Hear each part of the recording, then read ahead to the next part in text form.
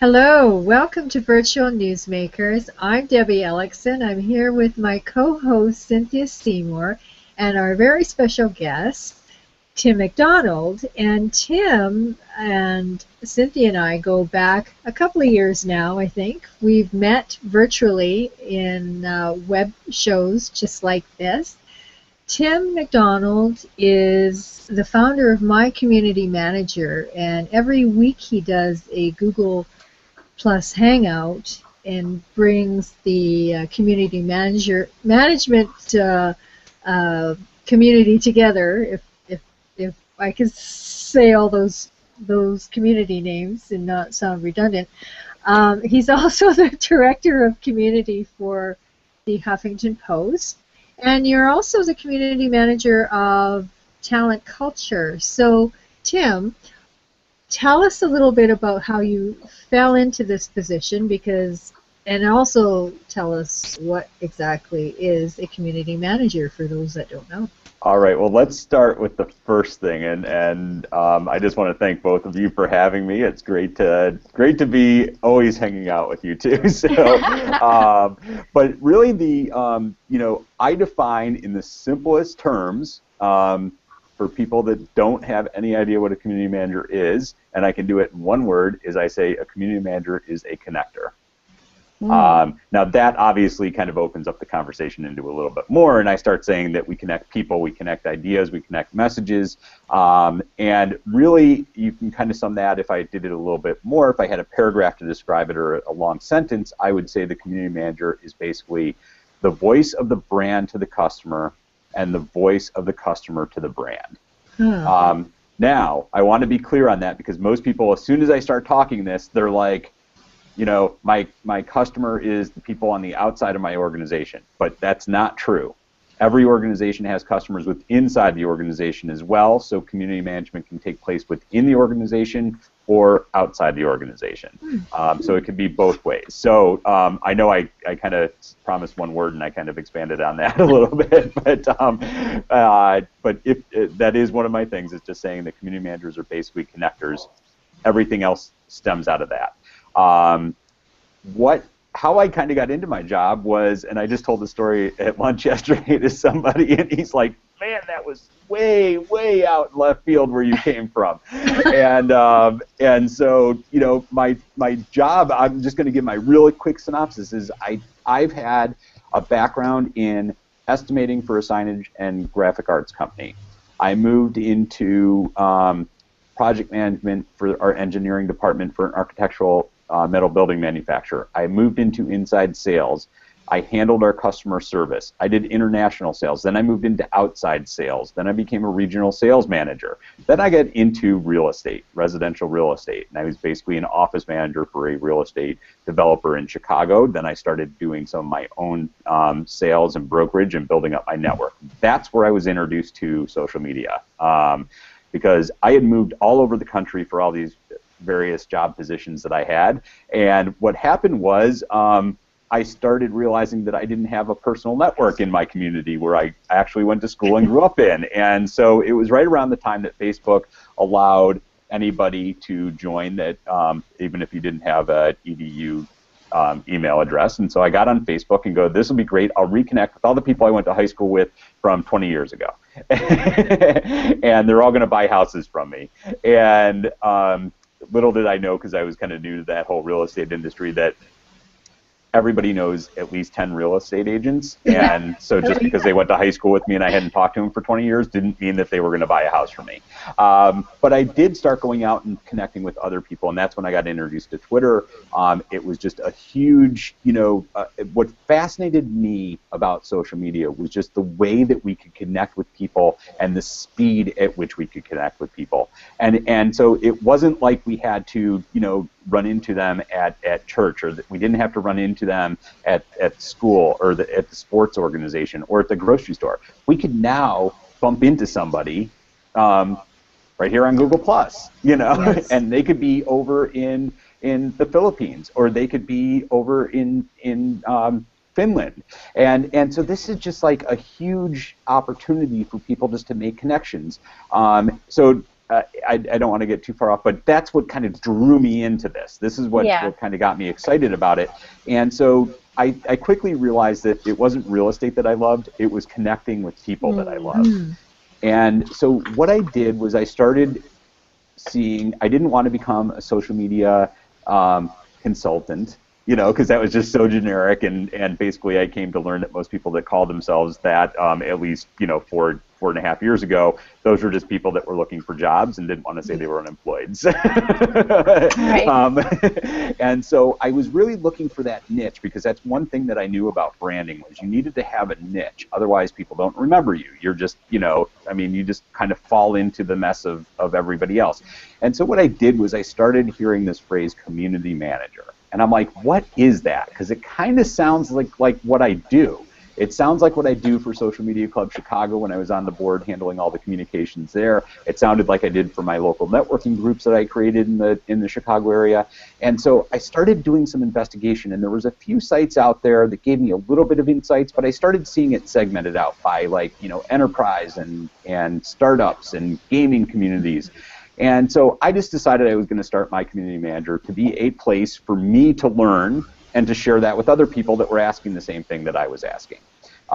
So that turned into the Community Manager Hangout. So I got really fascinated and entrenched with live stream video. I still love doing it. I tell people all the times I use Hangouts more than I use my telephone. They're not always broadcast and recorded like this, but I do use just the Hangouts and have conversations with people. And so I was really fascinated with the live stream video. At the same time, I was kind of building this whole My Community Manager community.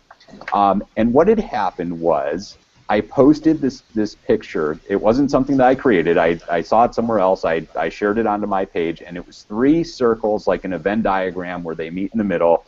Those 3 yellow circles were what you're passionate about, what you're good at, what makes you money, and in the center where they overlapped, it was red and it said win. And I made the comment when I shared it, I'm getting closer to red every day. Nice. Now, Justin Isoff, who was the director of community here at Huffington Post at that time, saw me post that and said, come to work at HuffPost and we'll help get you there. Wow. And so I replied to him.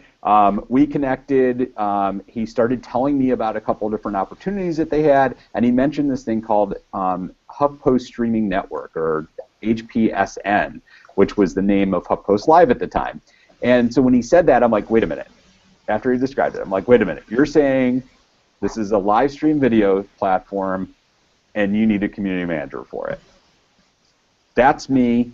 I never had any intentions on wanting to move to New York, but I said, that is me. If I had to pick and write a job description for me, that's what I want. Wow. And so that is how I ended up getting to New York and working at HuffPost Live. And then a few months ago, I got promoted to the director of community position. So now I oversee all of our moderation, all of our support team, and still work with a couple of the people that handle the social and a couple of the producers that work on special projects for how we kind of develop that HuffPost Live community that I had helped start. So with this community, you've got to manage a team. How many people are on the team, and what are their roles? Can you describe that? Well, my team that I have now is about 50 people. We handle all the moderation on the Huffington Post, so all the comments that come in. We're getting very close to hitting 300 million comments in the HuffPost history, so all of our comments on HuffPost are pre-moderated. And then we also do all of our support, not only for our users, but also for our bloggers. And so that's really kind of what my team does. The majority of those people are moderators. A good chunk of them are support people. What I'm trying to do is get everybody kind of cross-trained, so if we have an influx in comments, we can have support people go and help out with the moderation, and at the same time, if we have an influx in support, that we can have some of the moderators go over and do support. So that's kind of how my team is structured, and really moving forward, and what I've kind of started doing is some of the same concepts I've taken that worked at HuffPost Live for me, I'm trying to implement here. So we've always had this pundit program, which was kind of an elevated status that you could have on Huffington Post as a commenter, that allowed you to leave longer comments and kind of format your text and everything. And so about a month or so ago, we revamped that, and we gave a really special privilege to our pundits, which means that we really went through and handpicked who these people were. We actually whitelist their comments now.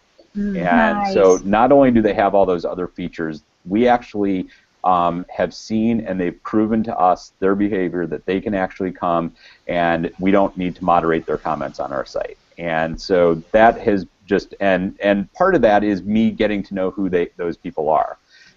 And so out of that group, which was just over 100, we've actually now kind of handpicked about a half a dozen people within that group to actually become our community council.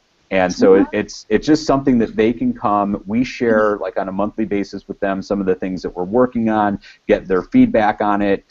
They give us kind of the impression from what's happening in the community. And so it's really a way for me to kind of have my feel of what the heartbeat of the community is just by talking with a small group of people, so that when we implement change, even though not everybody's going to be happy with it, at least we are doing it in the way that most of the community is going to be receptive to. Wow. So with that being said, you've got 50 people in-house. How many are outside total? Well, when you say in-house and outside, what do you mean? Because almost every single person on my team is a remote employee. Oh, wow. They are, they do work for us, for Huffington Post, but they are all remote employees. Wow.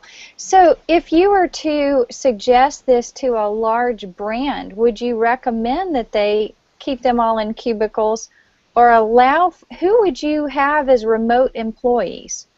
Well, see, this is an interesting thing, because this is where the crossover between, like, where I got involved with talent culture and what I do at HuffPost comes into play, right? Okay, all right. Because I really feel like what we can start doing is we don't have to actually be micromanaging people.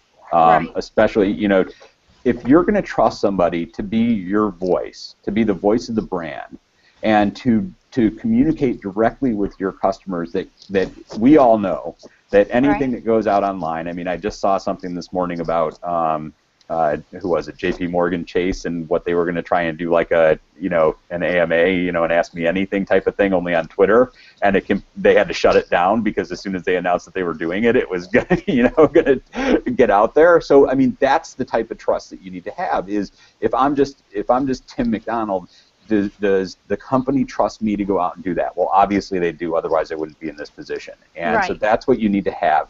And so if we trust people to do that, why do we need to tell them that they need to show up in an office and they need to work these hours and they need to do this? If they're getting their job done, why do they need to actually be in the office? So to answer your question, no, I do not think they need to be in a cubicle. I do think there are some benefits, but the great thing about, like, what we're doing right here is this is how I have my meetings every week with my leaders on my team. Is we used to have phone calls or just do email messages, and I'm like, no, we're getting on a Google Hangout and we're all going to see each other and we're going to talk like this. So this is the way that we're actually collaborating within my team, is actually getting on and seeing and talking with each other. So, I mean, who cares? I mean, during a meeting, how many times do you actually touch or smell somebody? I mean, we're doing everything. We're doing everything else that we can do right here, right now. So Tim, what about the companies out there who are still afraid of social media or internet media? And you mentioned trust. So even if they want to be in these platforms, the trust thing is a huge thing. So what if the boss or what if the person that needs to hire, or the company that's doing the hiring, doesn't really fully trust the person to actually, they want to monitor every single tweet? Oh, yeah. Well, I'm going to say, are they still monitoring that person's every single email that goes out? Because this is the same conversation we had when email hit the industry. Yeah. It's the same exact conversation. I remember it, because not everybody had an email address. And when you did, if you were outside of the four walls of that office, you had to go through a VPN, and there was somebody, I mean, at some companies, I didn't work for one of them, but I know at some companies there was actually a person or a team that was responsible for monitoring those emails going back and forth. Do you know any place that does that today? No, huge waste of resources. Right. This is the same conversation that we had with email. It's the same conversation that happened when telephones came into the workplace. Yeah. It's A just shift an in excuse. communications. Yeah. It's all these are tools. We already trust the people to have the communications. We just need to educate them on how to use the tools. Okay. But they already know what to say and how to say it because you're trusting them to do that in other ways. Okay, so that leads me into the education question. How do you educate your team? Because this is, I think, to me, the number one thing that is going to come out in the next year is the need for organizations and brands to teach and train up an in-house team. And the reason why I bring that up is last week we had that big brouhaha that happened with Home Depot, and they had outsourced their voice to an agency. And then the agency put something up there that was less than appropriate and slightly it was kind of ugly racially. So they ended up with a huge public relations crisis because they trusted someone on the outside. What are your thoughts on that, those kinds of issues? Yeah, well, I mean, education is a huge component, right? And it's not just educating somebody and then throwing them out there to do it. It's continually educating people. And so, you know, I am very fortunate. Huffington Post is part of AOL, and so, you know, at Huffington Post, when you come on and you're able to take these anytime you want to go back and get a refresher too, is actual people that do the jobs, you know, and we talk about everything from social media to the editorial tools that we have to, you know, how to, you know, what images we can use and how to use them, how to, you know, do videos, how to create animated GIFs, you name it. We have every, you know, a class like on everything, and every week there's different training sessions that you can sign up to go take. Great. So that is one thing that we are actually doing. The other thing that we have, which is part of AOL and AOL's Ununiversity, is there's a whole bunch of training classes that range everything from that you'd expect in company, you know, from management training, you know, all the way up. But the great part about this Ununiversity is it's basically people from inside the organization that can propose a class. So, you know, we've had classes on, you know, LinkedIn pages. We've had classes on, you know, talking about Google Plus, and we actually invited Google Plus to come in and talk to us about that. We've had, you know, things on Twitter and what works best on Twitter.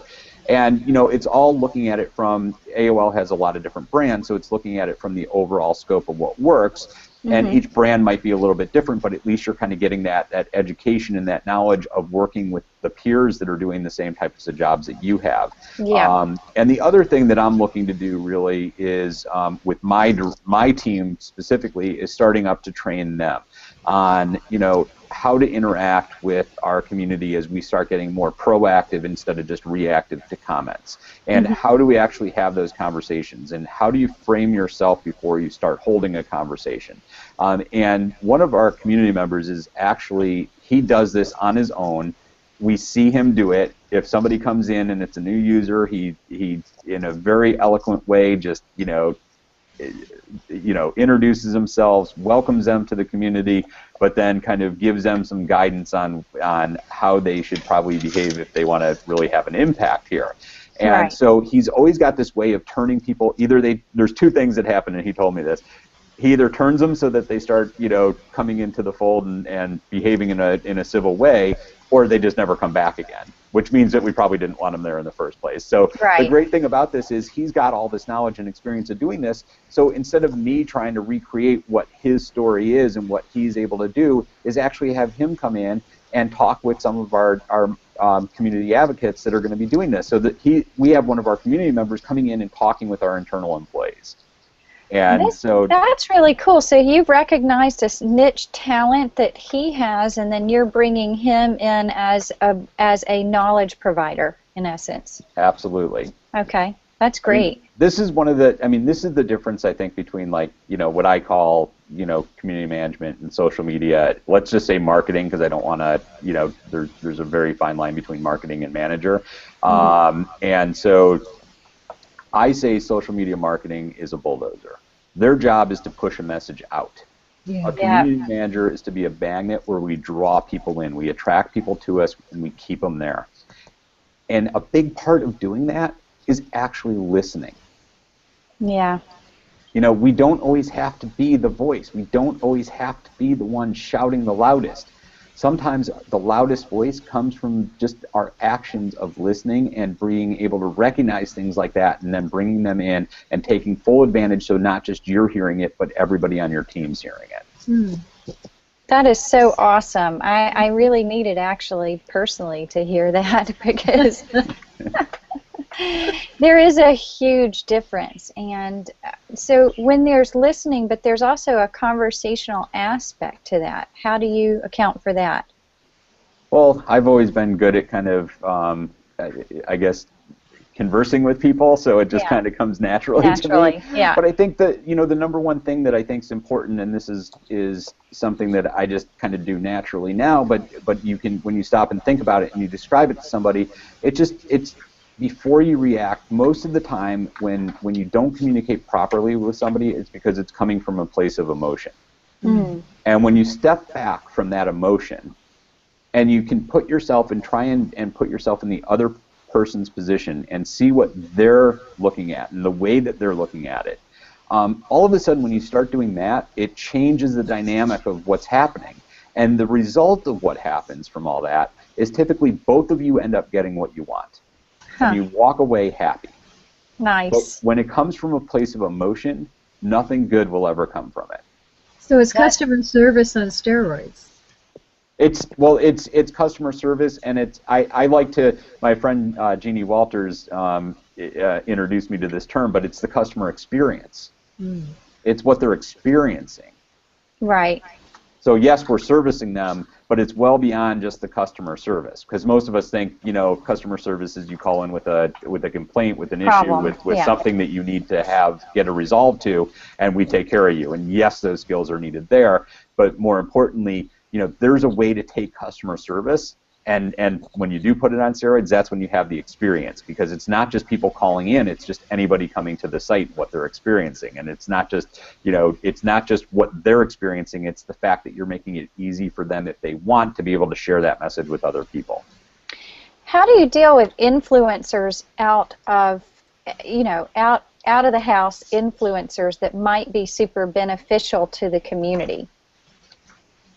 Well, I mean, it's I like defining influencers and advocates as two different things. Okay.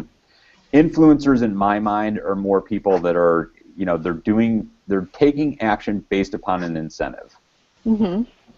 So, you know, what I would say is that is great for short-term gains. Okay. When we talk about advocates, what you're really getting down to is somebody that has a real, you know, emotional connection with your product or your service.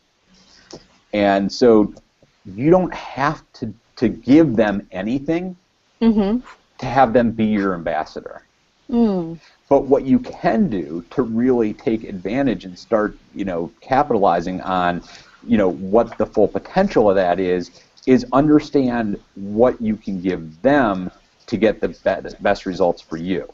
So yes, somebody can go out and talk about my brand all day long, and they might do that forever, and I'm always going to be grateful for that. But now imagine, what if that person can actually start getting more people to sign up for my service? Right. Or what if I can get more people to actually start referring more customers to me?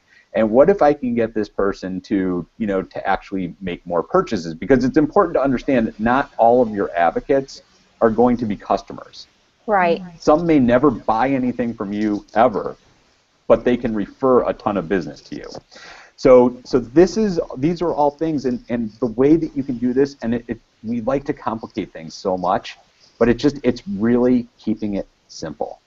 Mm. I mean, I use this example for No Kid Hungry because I'm on the social committee for No Kid Hungry, and the one thing that they did during their Go Orange month, which was in September, was they had a landing page that they directed people to, and it had all the information. That they had like 3 different events going on throughout the month, and so they had all the information up there, And what you could do is you could just actually see what the tweet that they wanted you to send out was, but then actually just push a button and it was a click to tweet. So, think of this. How much, think of all the times, and we probably, all three of us have probably done this, and I'm sure everybody listening has done this if you're on Twitter and you're branding your business. But how many times have you sent out an email or posted something up and said, hey, if you wouldn't mind, tweet this out for me? And what's the response? Hardly anything, right? Nothing, Maybe you get a couple people do, and people change up the wording, they make it what they want. So think of this. You're not only asking them to share your message, they're sharing the message that you wrote for them to share.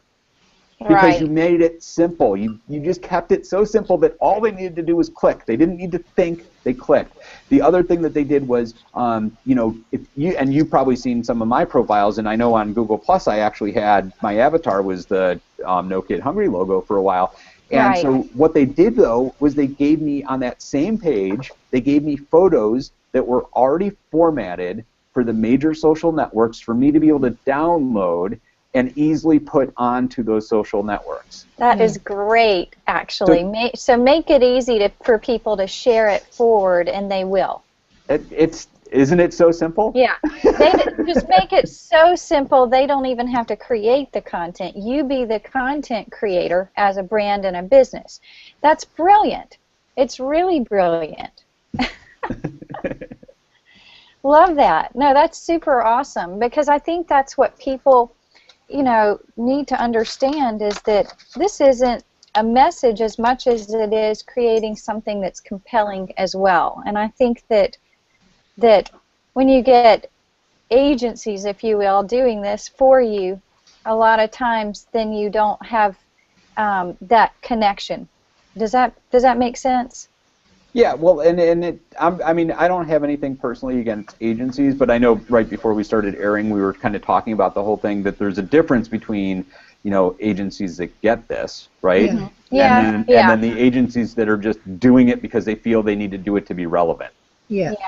Or to even be in the game at all at this point. Right. Well, and I am a firm believer, because I do think there's great value in actually keeping this in-house, because you get to understand your culture. You get to understand, the true voice, not the persona that's created, but the true voice of what your company's about. Because those agency people, they don't come to your all hands meeting. They don't get on the distro list for all the emails that are going around from the the head of your company. And so they just don't feel that culture. They're there for one aspect, and that's that, getting that message out there aspect. I don't have an issue with agencies either, to be honest with you. I think they're really great for mass media style advertising, but social media it's a different culture from mass media style message pushing or that bulldozing.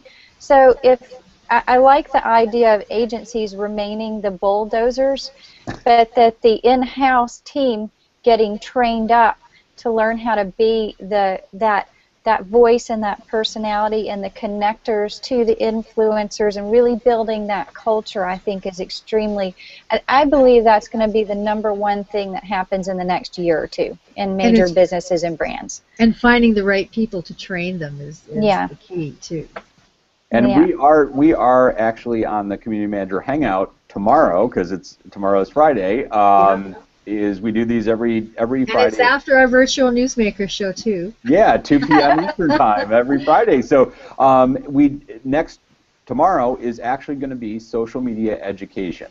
Oh, awesome. That is our topic. So it's perfectly I know we didn't coordinate all that, but it is tomorrow, so people can check that out on the My Community Manager page on Google Plus, and you'll see the event right there. So. Oh, that's great. And you're going to be on it, or you're going to be away? I am actually going to be away, because I leave bright and early in the morning. But this is the thing about building a really healthy community, is you don't have to be there all the time. Yes.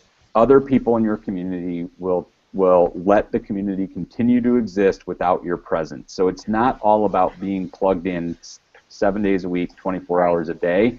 It's about making sure that you have the right people in your community that are willing to contribute 100%.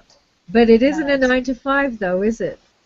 Well, no, but I mean, life isn't 9 to 5 either, right? No, it's true. Not anymore. I bring that up though, because then I remember hearing this conversation on one of my community manager hangouts, is discussing when you're looking for people to hire, you have to also stress that it isn't a 9 to 5 job. You don't come in and punch a clock in an office, because you don't know when that tweet is going to hit your inbox. Well, that's yet another reason why this doesn't necessarily need to be an in-house voice. Doesn't necessarily mean being in a cubicle. Yeah. But understanding that you can work virtually as a team and still maintain the voice of an organization. Absolutely. Correct? Terrific. Okay, so at the end of every week, we like to ask our guests to offer a challenge of the week. And based on this conversation or anything that comes up for you, Tim, what would you challenge people today to do to get up to speed with digital media or anything in terms of these communications changes that are happening? Wow. This is good. This is a tough one, because I always like to be a little bit unique in things that I do, and this challenge, and I know you even gave me a heads up, and I really was bad and didn't think about it until just now. So here's what I think I want somebody to do. I would like everybody listening to go out and listen to somebody, probably somebody that you don't know. Just listen to somebody that's talking about something that's either in your business or something you know about, and then answer their question. And see what happens, and see what happens, and then you can come back to me or on your page and just tag me on your page, and then tell me about that experience. Tell me who that person was. Tell me what you helped with, and tell me what their reaction was. That's it. Nothing else. That's actually really cool. So you're asking people to go out and connect with other people, listen to them, help them by answering their questions, and then come back and share that with that experience with the world. Yep. I think that's awesome. That's terrific. That's a really great challenge, actually. That's going to turn everybody on the planet into helpers. Now we got to get the message out. That's really brilliant. Well, and usually I am very good at replying, but since I will be out of the country for the next 5 days, you will probably not hear me reply until the end of next week, but I promise that I will follow up with everybody. And he does. No, that is true. You're absolutely tremendous about connecting with people, which is back to where we started. Tomorrow we have a very special guest, and Tim, when you get back to town, I'd love it if you took the chance. I'd like to challenge you to watch her. We have Catherine Cure from South Africa coming to talk with us about this global situation with the rhinos and the poaching of the rhinos. But it's a fascinating global story because there's all kinds of countries and people and reasons and stakeholders involved in this situation. And we're going to really be talking about that tomorrow as something that, really is a global story. And we also will be potentially having guests from around the world talking with us about this as well. So tomorrow, Catherine Cure, we're actually having 2 shows this week, which is unusual. And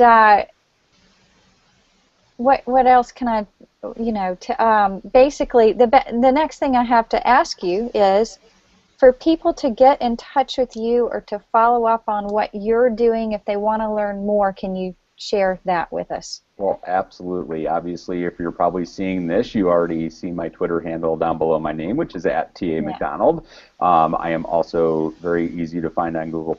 I am Tim McDonald the number 1 on Google Plus, because I don't know why they wouldn't let me take Tim McDonald, but I do have the verified check mark next to my name, so I am that Tim McDonald. And obviously you can find me on LinkedIn. Just search Tim McDonald. My face looks the same pretty much everywhere I am. Okay. And so that's where you can find me. And definitely, if you come over to Huffington Post, just search my name. I got a couple articles up on there. Would love to connect with you over on the Huffington Post. And one thing that's really I'm really excited about, and we're really looking forward to, that would really help all people that are interested in community management, is every year, this is going to be I think the 6th year, there's a Community Manager Appreciation Day, and it happens on January 27th this year. It's always the 4th Monday of every January. And what we did last year was a 12-hour hangout, and had, I think it was almost 90 guests come in from 12 different countries, and it was just amazing the response we got. Well, this year, we did that on 3 weeks' notice last year. This year, we're doing it on 3 months' notice, and we're going for 24 hours. So what we do is each hour we have a different topic, and a different group of guests come in and talk about different aspects of community management. And so what I would love to do is, if you just go to cmad.co, that's our page. We dedicated it specifically for Community Manager Appreciation Day. If you're an existing community manager, you can come in and share your stories about how you got started. If you want to get involved in the shows, you can let us know what you're interested in talking about. And we would love, we're doing a lot of planning on putting that whole 24-hour schedule together right now. So it's going to be really exciting. And this year we're actually having a theme that's going to overarch all the topics that we talk about, which is basically the evolution of the community manager, talking about where they've come from, where we're at today, and where we're going in the future. So I'm really excited to kind of listen to a whole bunch of different stories and perspectives. And the great thing about that is you don't hear me talking the whole time, even though I'll be on the whole time. You hear from a whole wide range of people, which is really what a community is all about. It's not about one person, it's about the community. Yes. And really quickly, do you have My Community Manager as a community on G Plus as well? Yes, we do. Yep. Okay, so this would be where community managers might come on G Plus to be part of this community manager community, correct? Absolutely. You can definitely find us there. There's a lot of I would say our page is more like the events going on, and the community is where the discussion takes place. Excellent. Excellent.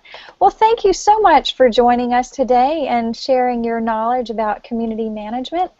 And we wish you an excellent trip, and we'll be signing off for today and seeing everybody again tomorrow for Catherine Cure on this global rhino situation. Talk to you soon. Bye. Bye. Bye.